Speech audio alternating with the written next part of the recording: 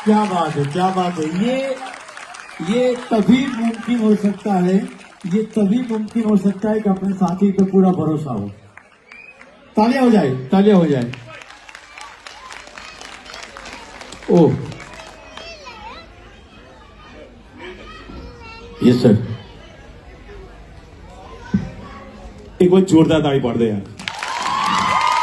बेटा आ जाओ। ये मेरी तरफ से छोटी सी क्लिप है पॉल सर, आप रिजल्ट जो भी दो, लेकिन हम लोग क्या सीनियर अहमदाबाद के कोरियोग्राफर, तो एक बच्चे के एक छोटी सी गिफ्ट। बच्चे दोनों फाड़ हुए लेकिन ये बच जोरदार। ए ताली है, अरे तालियों थवी जो यार गुजराती। ये पॉल सर उठा लेंगे जैसे बॉम्बे, क्या बात है सर, उठा के लेके जा रहा हूँ यार। हाँ ये बच्चे का एटीट्यूड जोरदार है। ગજબ ગજબ હે યાર, બહુ મજા આવી। અને આમ દિલથી કહેવાય, બપોરથી અમે કોમ્પિટિશન જોઈએ પણ બીના અજયની સોલિડ મહેનત છે। બીના અજય કમ 1 મિનિટ માટે આવી જા બેટા।